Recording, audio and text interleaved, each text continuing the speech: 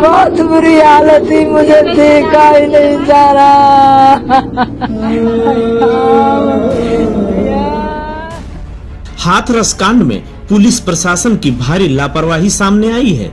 इस मामले में पुलिस परिवार से अलग कहानी बयां कर रही है, जिस पर किसी को यकीन नहीं है। इस मामले में कई अलग अलग पहलू सामने आ रहे हैं, लेकिन पुलिस ने जो कहानी गढ़ी है उसका पीड़िता के परिवार की आपबीती से कोई मेल नहीं है। हम आपको बताते चले कि इस मामले में कौन क्या कह रहा है। भाई की तहरीर पर पहली एफआईआर दर्ज की गई थी। एफआईआर में बताया गया था कि आरोपी संदीप ठाकुर खेत में उसकी बहन का गला घोटने की कोशिश कर रहा था। उसकी चीख पुकार सुनकर जब मां वहां पहुंची तो आरोपी वहां से फरार हो गया। पहली शिकायत में पीड़िता के भाई ने सिर्फ एक आरोपी संदीप ठाकुर का नाम लिखवाया था। अपनी शिकायत में उन्होंने वारदात का वक्त 9:30 बजे का लिखवाया था। उसके बाद SC/ST अधिनियम और IPC की धारा 307 के तहत एफआईआर दर्ज की गई थी। पुलिस के अनुसार एफआईआर को दर्ज करने से पहले पीड़िता के भाई को तहरीर पढ़वाई गई और उसकी सहमति के बाद मुकदमा लिखा गया था। जब मैंने अपनी बेटी को वहां देखा तो वो नग्न अवस्था में पड़ी हुई थी। ये मां का आरोप है और उसके शरीर से बहुत ही खून बह रहा था। मां का कहना है कि उसने उसे दुपट्टे और उसके खून से लथपथ कपड़ों से ढक दिया।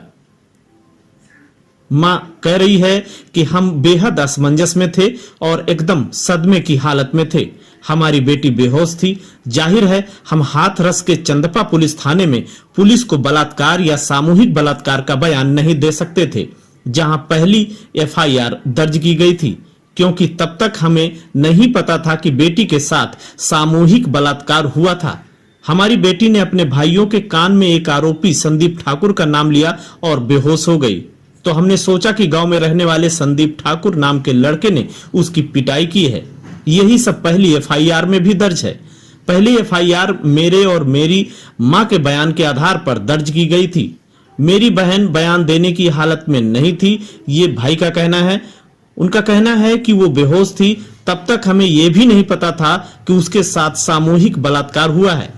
तो जाहिर है कि हमने अपने बयान में ऐसा कुछ नहीं कहा। हमारे गांव के एक लड़के पर हमें शक था।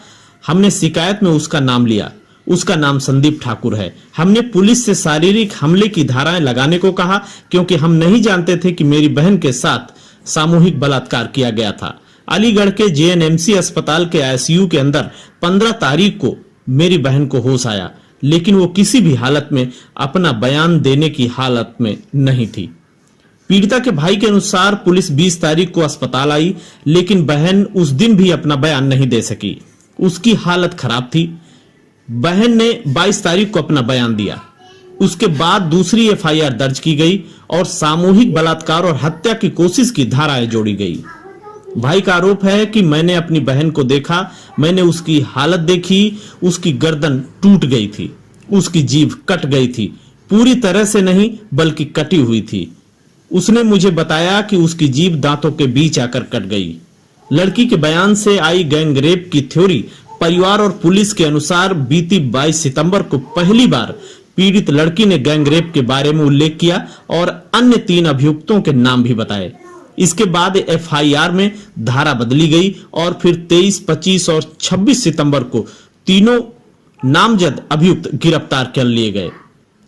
हाथरस के SP विक्रांत वीर के अनुसार हाथरस या अलीगढ़ के किसी भी डॉक्टर द्वारा लड़की का यौन उत्पीड़न किए जाने की पुष्टि नहीं की गई है। इसलिए इस मामले की जांच डॉक्टर फॉरेंसिक विशेषज्ञों की मदद करेंगे। SP के मुताबिक लड़की के प्राइवेट पार्ट पर घर्षण के कोई संकेत या निशान नहीं है, लेकिन लड़की के द्वारा दिए गए बयान और परिवार वालों के आरोप के हिसाब से लड़की के साथ सेक्सुअल असॉल्ट हुआ था। SP का दावा है कि जीभ कटने की खबर पूरी तरह से गलत है। हमने पीड़ित का बयान दर्ज किया था। इसके अलावा कुछ ऐसी खबरें आई हैं कि उसकी रीढ़ की हड्डी टूट गई है, ये गलत है। उसकी गला घोटकर हत्या की कोशिश की गई और गर्दन की हड्डी पर चोटें जरूर आई थी, जिससे मामला जटिल हो गया। कई दिन बाद दिल्ली के सफदरजंग अस्पताल में लड़की ने आखिरी सांस ली। उसके बाद उत्तर प्रदेश के गलियारों में भूचाल आ गया। सरकार के इशारों पर हाथरस के DM ने लाश को बिना परिजनों की अनुमति रात को ही जला दिया। जिस पर लगातार विपक्ष और मीडिया प्रशासन को घेरने में लगी रही। लिहाजा प्रशासन ने एक और कड़ा कदम उठाया और मीडिया की एंट्री गांव में पूरी तरह से बैन कर दी। इसके बाद मामला मीडिया बनाम प्रशासन भी हो गया और कई दिनों तक प्रशासन रोकने में लगा रहा तो मीडिया अंदर जाने की जिद पकड़े हुए था। खैर, इस मामले में भी प्रशासन और सरकार की काफी किरकिरी हो गई। इसके बाद प्रशासन को झुकना पड़ा और मीडिया की एंट्री को खोलना पड़ा। अब मामला सीबीआई के पाले में है। तथ्य कुछ भी सामने आए, लेकिन दुनिया छोड़ चुकी बेटी की भरपाई अब नहीं हो सकती। Bureau report, INF media, UP. बहुत बुरी हालत थी, मुझे देखा ही नहीं जा रहा।